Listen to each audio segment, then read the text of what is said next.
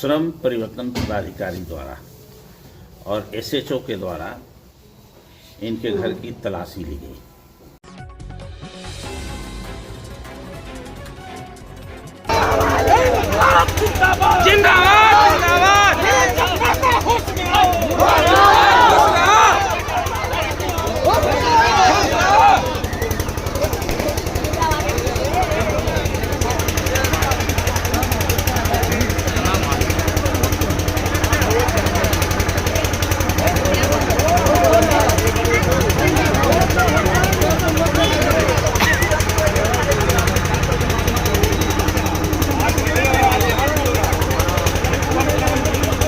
क्या कहना चाह रहे, रंगदारी करिएगा आप लोग।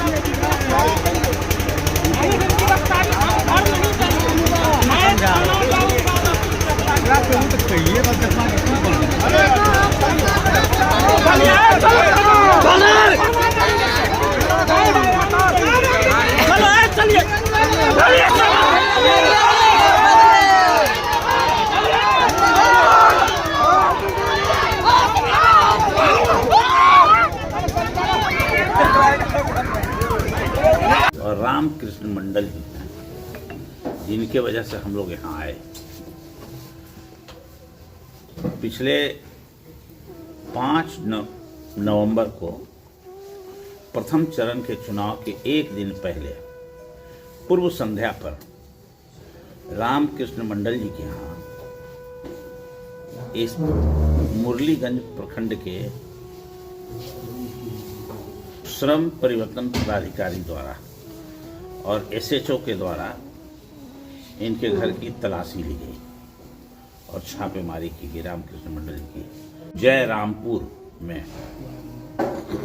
और कारण कुछ नहीं था, कारण था पूरे इलाके को भयभीत करना और डराने के लिए किया गया। पहले रेकी की, ये पूरे गांव की रेकी की गई, सनसेट के पहले ही की गई। और सनसेट के समय इनके घर में बिना किसी आदेश के अचानक पुलिस घुस जाती है। एसएचओ और श्रम पदाधिकारी भी घुस गए और इनके यहाँ श्यामा चकेवा का प्रोग्राम चल रहा था। उसी दिन कार्तिक पूर्णिमा थी, उसी दिन था। सभी महिलाएं घर के अंदर, आप सब लोग जानते हैं श्यामा चकेवा के प्रोग्राम, घर के अंदर लोग बैठे थे, महिलाएं लोकगीत गा रही थी। और उसी बीच में अचानक पुलिस पहुंच करके पूर्व संध्या पर महिलाओं को धमकाना शुरू कर दिया और कहा कि तुम लोग क्यों यहाँ जुटी हो, 144 लगा है। घर के अंदर कौन सा 144 लगता है मालूम नहीं। त्योहार था, सब लोग गीत गा रही थी और सभी का तलाशी लिया महिलाओं का। यहाँ तक कि ब्लाउज के अंदर हाथ लगा के महिला सिपाहियों के द्वारा देखा गया। पैसे की तलाश कर रहे थे कि इसमें पैसा तो नहीं है, ये 4-5 महिलाओं ने मुझसे आज कहा। तो चुनाव के पहले, चुनाव के नाम पर पिछड़े परिवार को, रामकृष्ण मंडल जी को और उस गांव को सामाजिक तौर से और राजनीतिक तौर से डराने के लिए और अपमानित किया गया ये। और उसी दिन एक केस किया गया इनके ऊपर।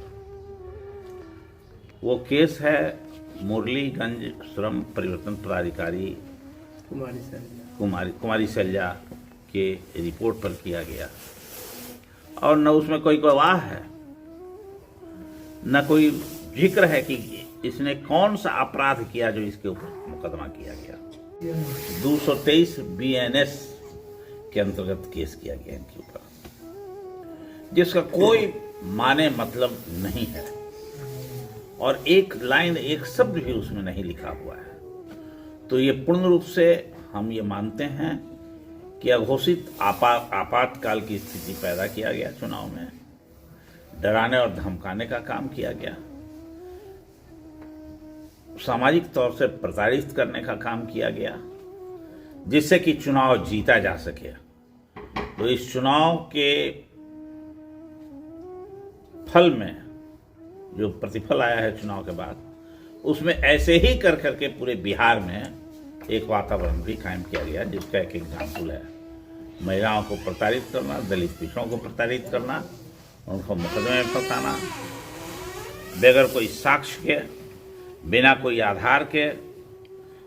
जब गांव वालों ने विरोध किया, इनको गिरफ्तार करके ले जा रहे थे लोग, जब गांव के लोग खड़े हो गए, करीब घर से 100 मीटर पैदल इनको लेके आया बाहर रोड पर, वहां पर सैकड़ों लोग इकट्ठा हुए, उसका ये वीडियो है। और उस वीडियो में ये भी कहीं दर्शाया गया है कि जो बात कर रही है वो महिला, एसएचओ अपने वरीय पदाधिकारी से बात कर रहे हैं कि कोई साक्ष्य नहीं मिला, कोई प्रमाण नहीं मिला, बगैर प्रमाण के ही लेकिन इनको गिरफ्तार कर लिया है, ले जा रहे हैं। गांव के लोग इकट्ठा हो गए हैं मजमा बना के, तब ऊपर से कोई आदेश दिया कि छोड़ दो, तब इनको छोड़ दिया। ये घटना है। हम लोग उसी के विरोध में आए थे कि भाई इस तरह से तो एक तरफ 10,000 रुपया आचार संहिता का उल्लंघन नहीं करता है, और ये घर में बैठ करके पूजा कर रहे हैं, सामा चकवा का आदर्श आचार संहिता का उल्लंघन हो गया। और रामकृष्ण मंडल जी को परेशान किया गया। रामकृष्ण मंडल जी को नहीं परेशान किया गया है, पूरे कमजोर वर्ग के समुदाय को परेशान करने की कोशिश किया गया। आज हम सब लोग उसी के विरोध में आए थे। हम आगे भी जाएंगे और फिर बात भी करेंगे वरीय पदाधिकारियों से और बड़े अधिकारियों से, बड़े वकीलों से राय लेकर के इसके बारे में क्या कार्रवाई की जा सकती है कानूनन, इस पर हम लोग विचार करेंगे। उस दिन दर्जनों महिलाएं इकट्ठा होकर के 25-50 की संख्या में लगभग रामकृष्ण बाबू के घर में पूजा अर्चना अनुष्ठान के उपरांत बाहर जाती, और फिर आप जानते हैं भसावन होता है। तो एक इस लोक आस्था के पर्व में, जो इतना महत्वपूर्ण पर्व है, जितनी तन्मयता से हमारी माँ बहन बेटियाँ मनाती है, उसके सेंटीमेंट को दरकिनार करते हुए ये भगवान के साये में भगवान को बेचने वाले लोग हमारे माँ बहनों का इंसल्ट किया। चुनाव के पूर्व संध्या पर मतदाताओं के बीच दहशत फैलाने का काम किया, डराने का काम किया।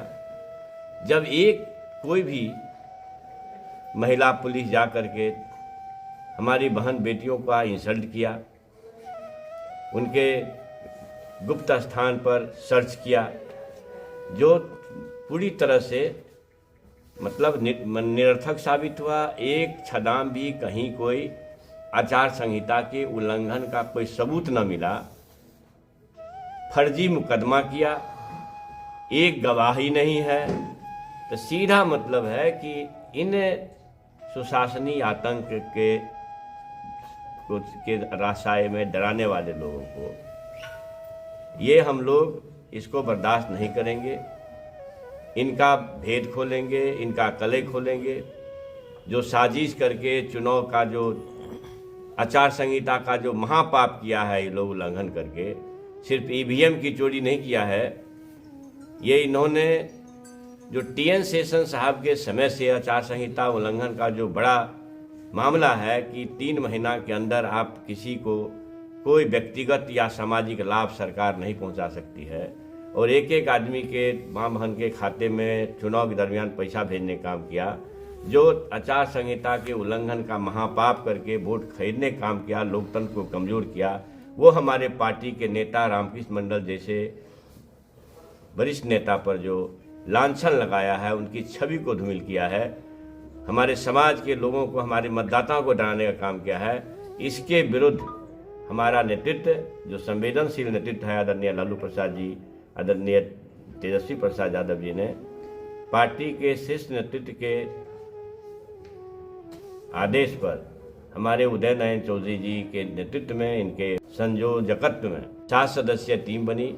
इन पूरे मामलों का तहकीकात आज हम लोगों ने किया इनके नेतृत्व में जाकर के, और जो चीज़ें आई सामने में, सर ने बताया कि इस फर्जी मुकदमा के एक सबूत नहीं मिले, एक गवाह नहीं मिले।